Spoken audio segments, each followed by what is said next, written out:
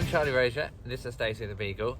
Today we're in a place called Crowland Abbey in Lincolnshire, just outside Peterborough. Look at this stunning place in the sunshine. Daisy's really excited because we're going to learn about the saint who founded an abbey as a hermitage in 699 AD, turned into an abbey in 716 AD, and then my interest in this place comes from an Anglo-Norman author called Orderic Vitalis, who rewrote the history of this place when he visited in the early 12th century. So I'm going to tell you all about those things, and dogs are allowed in the abbey, so I'm really excited to go in and have a look round.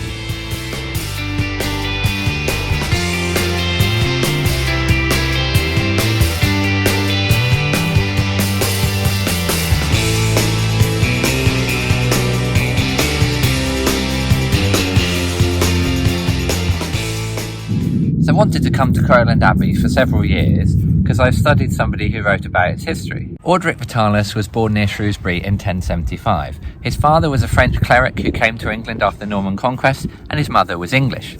Aged 10, in 1085, Orderic travelled to Normandy to a place called Saint-Avold, where he joined a monastery and stayed there for the rest of his life until the 1140s. If you want to know more about Orderic Vitalis, I edited a book with essays about his life published in 2016. Go and look it up. Orderic's most famous work is the Ecclesiastical History. Here's one volume of 6 which exist in the modern translation. He wrote, "Now I'm able to include this modest work of mine, a summary of which I recently made about the life of Guflac the Hermit at the request of the venerable prior Wulfwyn," that's Wulfwyn of Crowland. Orderic tells us that a certain Felix, Bishop of the East Angles, wrote the deeds of this most holy hermit in a lengthy book, somewhat obscure in style, which I abbreviated and clarified at the request of Abbot Geoffrey. Precisely why Geoffrey wanted Guflac's life rewritten is revealed at the end of Orderic's text, where he makes additions to Felix's version of the life by including new miracles surrounding the tomb of Earl Waltheof, who had been executed by William the Conqueror and who was buried at Crowland Abbey. So it's likely that Abbot Geoffrey wanted to attract a cult following around Waltheof at Crowland Abbey, and Orderic's text was to provide a textual basis for that veneration. The British Library holds a manuscript called the Guflac Roll, which is a 3-metre long roll of 18 images that depict the life of St Guflac. Compiled at the end of the 12th century or the start of the 13th century, we don't really know why the Guflac Roll exists. It may be that it was intended as a set of models for decorative windows or carvings around the abbey.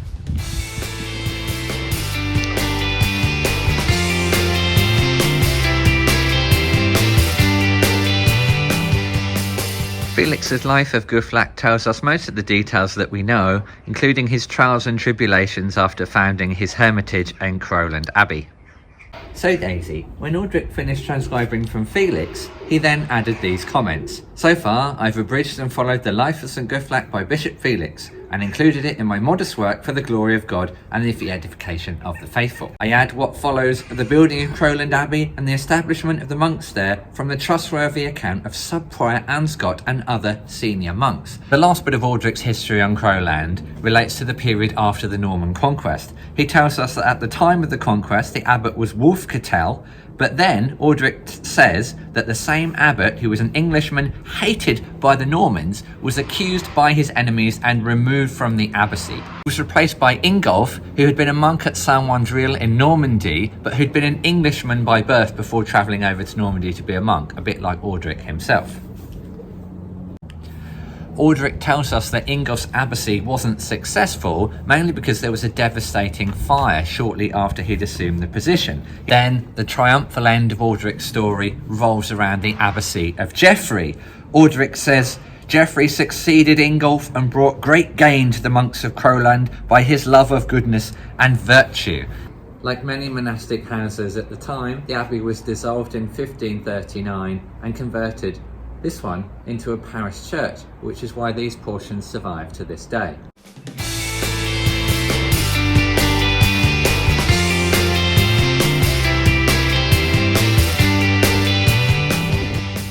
The church and former abbey at Crowland are open every day from 11 until 3, and there are tour guides to help you when you come in. And dogs are also welcome. So me and Daisy are really excited to go in and see what we can find.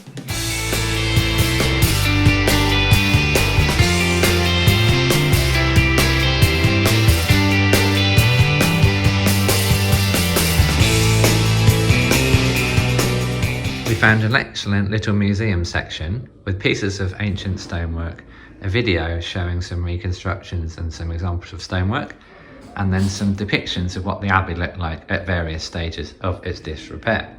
This is well worth coming in to look at. And there's a life-size facsimile of the Guflack roll just above the door to the toilets. So here we are, we're back in the car. Daisy, what's this? After a really nourishing visit to Crowland Abbey.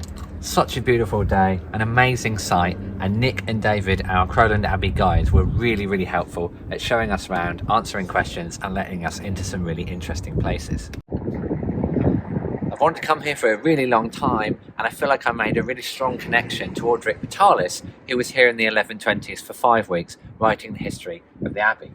In Guflack's time, this was a real wilderness. It was on the coast before the draining of the fens, and he really did live through some hardships as a hermit here. But then, learning about Orderic's account teaches us about the growth of a community, its expansion, the growth of a cult, and Orderic's role in writing about the history of the Abbey and promoting the saints and the miracles that happened in the location. So we really hope you've enjoyed our History Walks video at Crowland Abbey. If you liked the video, then please hit the like button on YouTube, give us a subscribe and follow us on our social media to find out where we're going next, and interact with us to recommend some places that you'd like to see us go to and make a History Walks video with me, Charlie Rozier, and Daisy, the History Beagle. Till next time, thanks for watching. Entry to Crowland Abbey is free and you're encouraged to give donations. See the website attached to this video where you can download a village guidebook, an abbey guidebook, and you can also pick up leaflets like these ones in the church when you visit. Thank you for watching, and we hope to see you all again soon.